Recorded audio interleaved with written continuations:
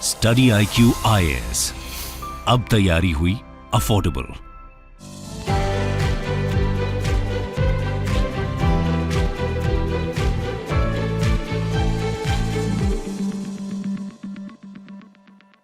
नमस्कार दोस्तों यूपीएससी के अंदर कई बार स्पोर्ट्स से रिलेटेड सवाल पूछे गए हैं और स्पेशली क्रिकेट से रिलेटेड तो डेफिनेटली मेंस के अंदर क्वेश्चन भी आया है।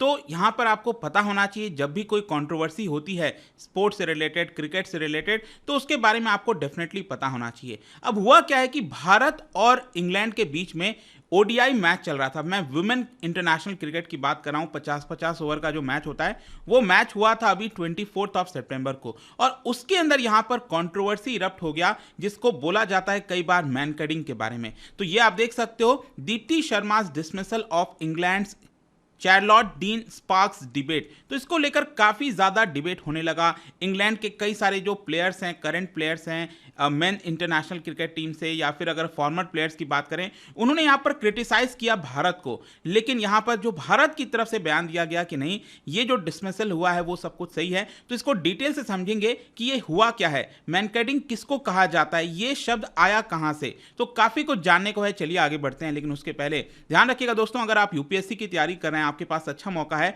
30 सितंबर से बैच स्टार्ट हो रहा है और इसके अंदर आपको एनरोल कराना है तो हमारे वेबसाइट और ऐप पर जाइए और कोड इस्तेमाल करिए अंकित लाइव, ताकि सिर्फ 19,000 में ये पूरा कोर्स मिल जाएगा, जिसके अंदर यूपीएससी की पूरी तैयारी कराई जाती है। और इसके अंदर कई फीचर्स हैं, जैसे 900+ hours of live teaching, notes दिए जाएंगे, आंसर राइटिंग प्रैक्टिस आपके मेंस एग्जाम के लिए, प्रीलिम्स के लिए कई सारे फीचर्स, और साथ ही साथ आपको मेंटरशिप भी दिया जाता है। कभी भी कोई भी प्रॉब्लम है आप अपने मेंटर से पूछ सकते हैं। इसके अलावा अगर आपको एमसीक्यूज अटेम्प्ट करना है तो मेरे इंस्टा पेज पर जाइए, वहां पर स्टोरीज में जितने भी एमसीक्यूज हैं उसको आप अटेम्प्ट कर पाएंगे। तो चलिए शुरुआत करते हैं। सबसे पहले देखते हैं एग्जैक्टली हो क्या रहा है। जैसा कि मैं आपको बता रहा था, भारत की तरफ से जो ऑलराउंडर है दीप्ति शर्मा, उन्होंने इंग्लैंड की जो प्लेयर हैं चार्ली डीन, उनको आउट कर दिया बॉल को फेंकने से पहले ही। यहां पर मैं आपको अच्छे से बताने की कोशिश करता हूं। जैसे कि आप देख सकते हो, 24 सितंबर को ये भारत और इंग्लैंड का मैच हुआ था।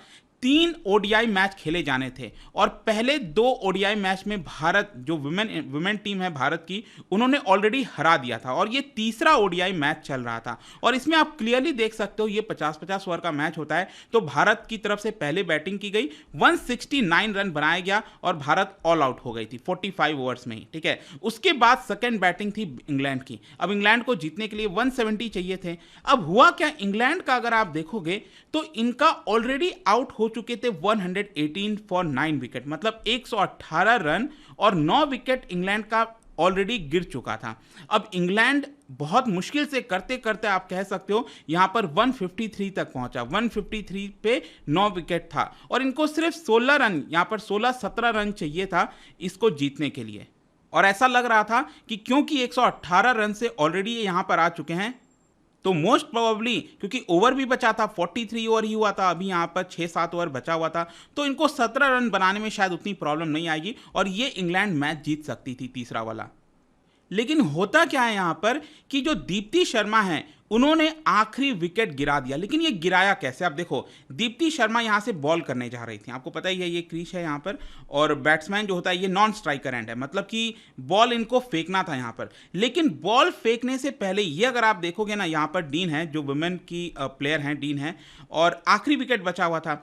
तो जैसे ही यहाँ पर आप देखोगे जो डीन है वो आगे बढ़ने की कोशिश कर रही थी, ये आगे जा रही थी। अभी दीप्ति शर्मा ने बॉल को नहीं फेंका है, ठीक है। अब यहाँ पर देखिए क्या हुआ, अचानक से ये जो डीन है वो काफी ज्यादा आगे निकल जाती हैं, ठीक है। इन्होंने शुरुआत तो कर दिया था निकलने का और ये ऑलरेडी काफी ज्यादा आगे निकल जाती हैं। और यहां पर आप देख सकते हो दीप्ति शर्मा बॉल यहां पर फेंकने से पहले ही आप देख पाओगे जो विकेट है उसको गिरा दिया।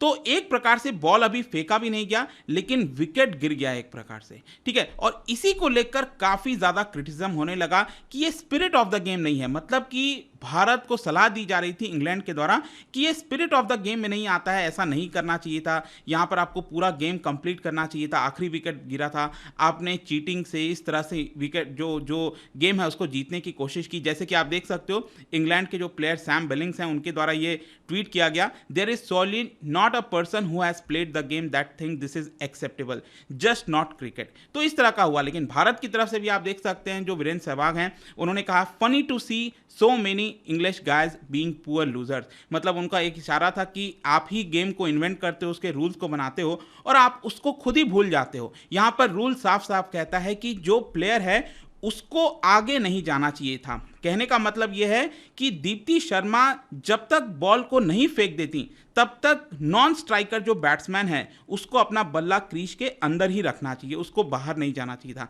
लेकिन इन्होंने क्या किया, डीन ने, वो पहले ही काफ़ी तेज़ी से आगे जा रही थी और एक प्रकार से एडवांटेज लेने का कोशिश कर रही थी, ठीक है। और इसी की वजह से दोनों जो डिबेट है वो स्टार्ट हो गया। अब देखिए इसका नाम मैनकडिंग क्यों पड़ा, मतलब कि ये जो प्रोसेस होता है आउट करने का, इसको बोला गया मैनकडिंग। अब इसके पीछे भी बहुत ही इंटरेस्टिंग स्टोरी है। 1947 की बात है, भारत और ऑस्ट्रेलिया के बीच में सीरीज हो रहा था, ठीक है। तो भारत की तरफ से यहां पर जो फॉर्मर एक लेजेंडरी प्लेयर हैं जिनका नाम है विनू मनकड, ठीक है, विनू मनकड, उन्होंने ऑपोजिशन जो ऑस्ट्रेलिया के बैट्समैन है बिल ब्राउन, 2 बार उनको आउट कर दिया, ठीक है। पहली बार यहां पर इसी, जैसे मैंने आपको बताया ना, यहां पर सेम इसी प्रकार से पहले आउट किया और वार्निंग दिया कि आप क्रीज के बाहर मत जाइए, जब तक मैं बॉल नहीं फेंक देता आप एडवांटेज लेने की कोशिश मत करिए। लेकिन बिल ब्राउन नहीं माना, फिर दूसरी बार यहां पर आउट कर दिया। तो ये पहली बार इतिहास में इस तरह का चीज देखने को मिला था और इसीलिए यहां पर मनकड को जो है काफी ज्यादा क्रिटिसाइज किया गया।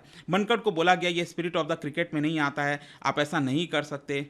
लेकिन मैं आपको बता दूं, जैसा कि पहली बार ऑलरेडी मनकड ने वार्निंग दिया था, उसके बाद सेकंड टाइम में यहां पर जो आउट है वो किया। और सुनील गावस्कर का तो कहना है कि इसका नाम हम मनकडिंग क्यों रखते हैं, इसका नाम तो ब्राउन होना चाहिए, ये इस प्लेयर के नाम पर होना चाहिए, पहली बार जब ये डिसमिसल हुआ है। इनफैक्ट मैं आपको बता दूं, उस समय ऑस्ट्रेलिया टीम के खुद के जो कप्तान है डॉन ब्रैडमैन, उन्होंने मनकड को सपोर्ट भी किया था और ये साफ साफ कहा था कि मैं अपने पूरे जीवन भर ये नहीं समझ पाया कि I can understand why the press question his sportsmanship, मतलब हमें विनू मनकड के स्पोर्ट्समैनशिप को क्वेश्चन करने की क्यों जरूरत पड़ी है, क्योंकि ऑलरेडी जो गेम है, जो लॉ है, वो साफ साफ कहता है कि जो नॉन स्ट्राइकर पर बैट्समैन है वो आगे जाकर एडवांटेज नहीं ले सकता।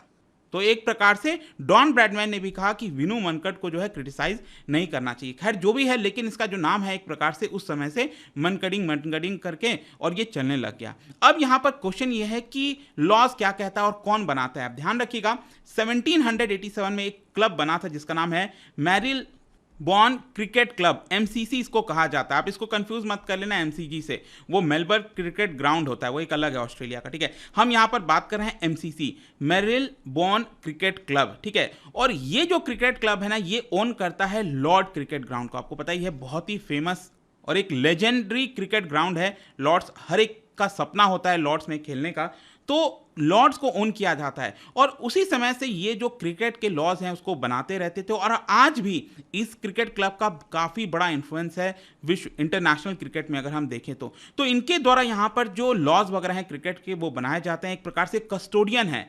और यहाँ पर इसी साल मार्च के महीने में एमसीसी ने एक्सेप्ट किया था कि जो मनकडिंग है ये एक normal mode of running out होगा। एक्चुअली क्या होता था कि लॉज ऑफ क्रिकेट में पहले इसको लॉ 41 में रखा गया था, अनफेयर प्ले में रखा गया था, लेकिन यहां पर मार्च के महीने में ही एमसीसी ने इसको शिफ्ट कर दिया, लॉ 41 से इसको शिफ्ट कर दिया लॉ 38 में। तो law 38 it is basically related to run out, जो नॉर्मल रन आउट होता है ना, यहाँ पर बॉल को मारने के बाद यहाँ पर जब प्लेयर फेंकता है और उसको रन आउट कर देता है, तो ये जो मनकडिंग वाला प्रैक्टिस है इसको नॉर्मल रन आउट के अंदर ही जो है वो आपका डाल दिया गया था। तो सिंपली इसका मतलब क्या हुआ कि it is just another mode of run out. लेकिन क्वेश्चन ये है कि आखिरकार इसको क्या अभी भी मनकडिंग बोला जाएगा, मतलब एक प्रकार से बदनाम करने की कोशिश हो रही है ना। भारत के लेजेंडरी प्लेयर हैं विनू मनकड, ठीक है, आप इनके नाम पर इस तरह से मनकडिंग करके जो है उसको बदनाम करने की कोशिश करो, तो ऐसा नहीं होना चाहिए। तो सबसे पहले तो ये स्टेप लेना चाहिए, इसका जो नाम है वो मनकडिंग नहीं होगा, ये नॉर्मल जो रन आउट का प्रैक्टिस है वो होना चाहिए। तो इस चीज को हमें समझना है। तो अब क्वेश्चन ये है कि क्या इस तरह का जो रन आउट है वो कॉमन है क्रिकेट के अंदर। देखो बहुत कम ऐसे इंस्टेंस देखने को मिलते हैं, देयर हैव बीन कई सारे इंस्टेंस हो चुके हैं, लेकिन रिसेंटली बहुत कम ऐसा इंसिडेंट हुआ है। जैसे कि जो लेटेस्ट इंसिडेंट याद आता है मुझे वो है 2019 का जो आईपीएल हुआ था किंग्स 11 पंजाब और राजस्थान रॉयल्स के बीच में। तो किंग्स 11 पंजाब की तरफ से थे रविचंद्रन अश्विन, आपको पता ही है स्पिन बॉलर हैं भारत की तरफ से, उन्होंने जॉस बटलर को आउट कर दिया इसी तरीके से। ये आप देख सकते हो, रविचंद्रन अश्विन है, इन्होंने यहाँ पर आउट कर दिया जॉस बटलर, वो क्रीज के पहले ही आगे निकल गए थे बॉल फेंकने के पहले ही, जो कि गलत गलत है। तो यहाँ पर रविचंद्रन अश्विन ने आउट किया था और उस समय भी रविचंद्रन अश्विन को काफ़ी ज़्यादा सुनाया गया था कि अगेन ये चीज़ सही नहीं है, आपको ऐसा नहीं करना चाहिए। लेकिन रविचंद्रन अश्विन ने अभी उस समय भी कहा और आज भी कहा कि ये प्रैक्टिस जो मैंने किया था वो एकदम स्पिरिट ऑफ द गेम के अंदर आता है, जो लॉज है उसके अंदर आता है, तो इसमें कोई भी गलत नहीं है। वैसे मैं आपको फिर से बता दूं कि जो ये इंसिडेंट हुआ था 24 सितंबर को, जिसको लेकर पूरा डिबेट हुआ, इसमें वापस से जो एमसीसी है उन्होंने रिमाइंड कराया नॉन स्ट्राइकर्स को कि आपको क्रीज के बाहर नहीं जाना है। तो यहाँ पर फर्दर उनके द्वारा बोला गया कि जो नॉन स्ट्राइकर है उसको क्रीज के अंदर ही रहना चाहिए, अगर वो अंदर रहेगा तो इस तरह का डिसमिसल हमें देखने को नहीं मिलेगा और कंट्रोवर्सीज क्रिएट नहीं होंगी। ठीक है, तो अल्टीमेटली कंक्लूजन यही निकलता है कि जो दीप्ति शर्मा है उन्होंने बिल्कुल सही किया था। तो वेंकटिंग की जो प्रैक्टिस है उसको सबसे पहले तो हमें सुधार करना है कि इसको नॉर्मल रनआउट जो है वो लाना पड़ेगा और क्रिटिसाइज नहीं करना चाहिए। यहाँ पर गलत काम कौन कर रहा है? जो नॉन स्ट्राइकर पर है वो गलत काम कर रहा है। आप जानबूझकर एडवांटेज लेने की कोशिश कर रहे हो जो कि लॉस के अंडर में नहीं आता है। तो आई होप दोस्तों यहाँ पर हर एक चीज, हर एक पहलू आपको समझ में आ गया होगा। और जाने से पहले एक इंटरेस्टिंग क्वेश्चन, क्योंकि हम क्रिकेट की बात कर रहे हैं, क्या आप बता सकते हैं भारत के अंदर इस समय अगर हम सीटिंग कैपेसिटी के हिसाब से देखें तो which is the largest stadium in India? आपको बताना है। इसका राइट आंसर आपको पता ही है, मेरे इंस्टाग्राम पर तो मिलेगा ही, वहां पर अगर आप नहीं हो कोई बात नहीं, टेलीग्राम से भी देख सकते हैं इसका राइट आंसर। इसके अलावा अगर आपको एमसीक्यूज अटेम्प्ट करना है तो मेरे इंस्टा पेज पर जाइए, वहां पर स्टोरीज में जितने भी एमसीक्यूज हैं उसको आप अटेम्प्ट कर पाओगे। इसके अलावा अगर आपको अलग अलग सोशल मीडियाज पर आना है तो यहाँ पर आप जुड़ सकते हैं। और जैसा मैंने बताया, use the code Ankit live हमारे वेबसाइट और ऐप पर जाकर, ताकि ये जो यूपीएससी का कोर्स है वो सिर्फ आपको 19,000 में मिल जाएगा। आई होप कि वीडियो आपको पसंद आया होगा। मिलता हूँ आपसे next time. Till then, thank you very much, see you soon. Study IQ IAS, अब तैयारी हुई अफोर्डेबल।